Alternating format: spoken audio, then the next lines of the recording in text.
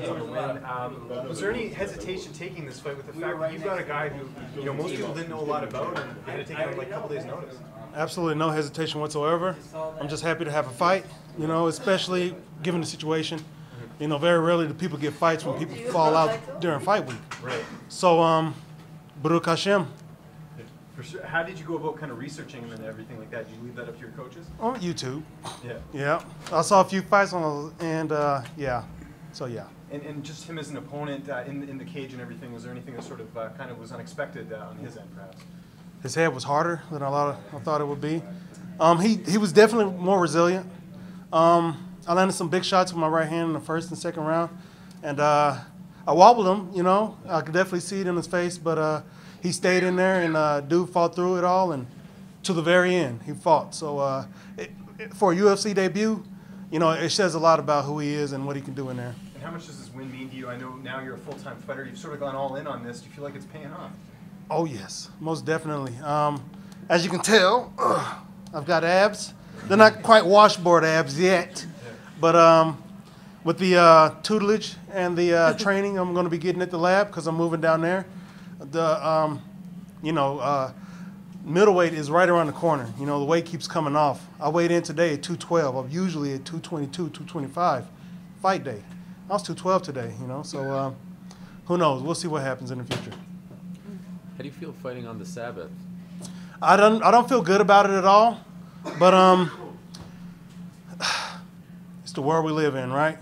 I mean, I've been working on the Sabbath. I've been working every other Sabbath when I worked for the FAA, and in the world we live in, it's something we have to do to survive, and something I'm going to have to pay for when Mashiach returns. So, would you prefer fighting on a Saturday night as opposed to a I Friday would night? definitely I would prefer never to fight on the Shabbat. Yeah. So maybe next time they offer to fight on Shabbat, I'll be like, no, I can't do it. Did you consider doing that, or? I did. I definitely considered it, but the fact that I quit my job, and I needed to fight to quit my job. Oh wow. And when they called the fight off, it was a trying moment, but I didn't wane, I didn't worry.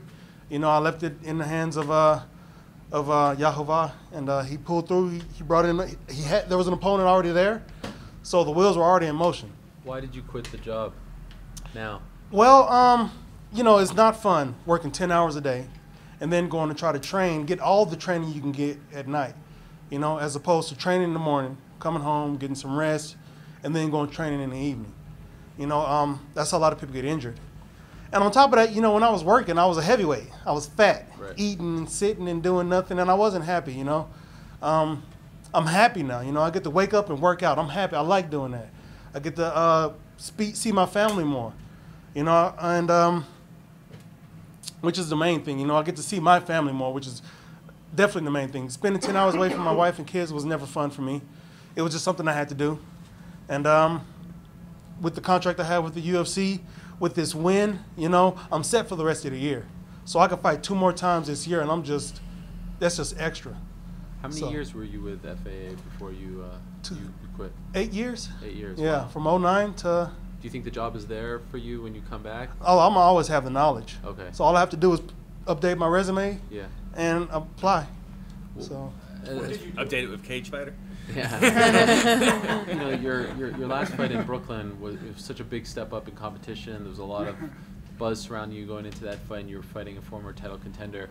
Was that a tough pill to swallow, or did you feel like that was okay? This was your chance to fight a guy. There were some lessons learned, and now you kind of go back to the drawing board. How did you take that? That was exactly how I took it. Actually, I took it as a victory because I was able to sit in there with the number 2 or number 3 guy in the world.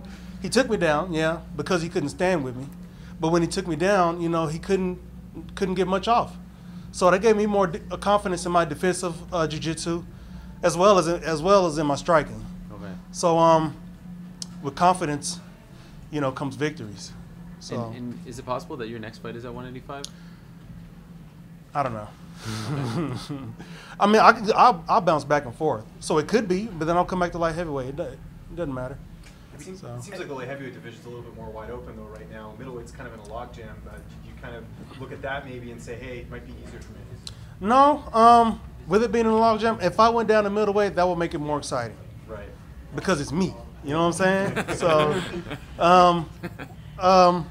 which is why they gave me the, which is why they want to keep me in the light heavyweight division. You know, they need fresh blood. You know, exciting strikers, and new blood. You know, new fighters. So I'm here. I'm not just going to stick around in the light heavyweight division because somebody else thinks it's the right thing to do. I'm going to do what I know is best for myself. And if you did fight a middleweight, any opponents in mind as far as, what's next? Each and every one of them, as long as they pay me. That's how many people in the middleweight division? At least 40, 50 people. That's 50 checks I can get. Yeah. So bring them on. Yeah. And how are you celebrating tonight? I am going to call my wife, talk to my kids, and I don't drink. Maybe hang out with my team. That's about it. I don't go out and party, So, and today is Shabbat, as a matter of fact. So I'm going to go home and do some Torah study. Is actually what I'm going to do. You had said something during the weigh-in where you were like, "Do y'all know what IBS is?" What were you saying? IBS? Yeah. Like, what was that about? Is IBS? ILS. I said IBS, huh? I couldn't hear what you said. I meant to say ILS. Okay, what is that? Invisible lat syndrome. Oh. I've been seeing it all week since I've been here. People walking around like, you know what I'm saying? I'm like, come on now, guys. Anyway, I could rant on a day. I could rant on about that for days. So. As you were coming in, you were praising Brian Stan, I believe, or as you were walking in. Oh yeah, he's my good luck charm. Every fight he's called of mine, I won. It was an exciting fight, and I acquired a bonus on each of those fights. So keep the trend going. If you're looking, whoever gives the bonus checks, you know what I'm saying? It shouldn't be hard because it's been nothing but decisions except for one submission. So hook a brother up. I just quit my job. I need to buy insurance now. You know what I'm saying? Yeah. That's not easy. Yeah. So hook a brother up. Don't ask the man. Is it UFC? Have you had discussions with them about going to middleweight? Are they open to it? Or? No, they can't tell me what to do. They just pay me to fight. I'm an individual contractor. And how they classify it? Independent. I'm an independent contractor. I can do what I want as long as it's within the octagon, of course. They have exclusivity rights and stuff all like that. But They tell you what to wear. well, I mean, they tell me what to wear, but it's functional. I'll do it butt naked. It don't matter to me. Actually, I won't do it butt naked. Edit that shit out, please. But That's the only part we're putting out. That's it. they pay me. They pay me to wear it, even though it's not a lot of money. You know what I'm saying? They pay me. Oh, fantastic. So I worked on Shabbat when I worked for the FAA because they paid me. Right. In the world we live in, this world is run by money. The money is the world's idol now. It used to be wooden figures and stone figures way back when, and now it's money. So people worship money and all the things that they can get with money. Actually, it's the love of money, which is the idolatrous thing of the world right now. But it's the world we live in, and to some form or fashion we have to conform. Otherwise, we can just completely separate ourselves and just live off the land, which is eventually what I want to do. But I need money. I got to build a house, I got to buy land, and I got to buy animals. So it starts from somewhere. Hell yeah. Do you put tefillin on in the morning? Do I put tefillin? Tefillin. No, I don't. You don't? Not yet. I'm still learning. Okay. I'm still learning a lot. There's a lot to learn. But I'm still learning a lot. And You didn't bring the telly this time? Here's the thing, right? 3:29. I have to report at 3:30. I'm in my room at 3:29, not thinking about anything. I get a call from, I can't remember, Roger or Ron or somebody. Hey, are you gonna show up to check in? I'm like, at what time? 3:30. I look at my watch. It's 3:29. I'm like, oh shit. We just called to have room service ordered. Oh. So I'm ready to eat, and they're like, hey, you got to come fight. So I just grabbed my stuff. I grabbed a cup, a mouthpiece, and a bag, and I ran downstairs. Oh. I completely forgot my micro talit, and I also have a talit katan, and completely forgot that too. And you didn't get to eat? I didn't. Well, they give us snacks when we get okay, here. right. So I had some pretzels and stuff like that.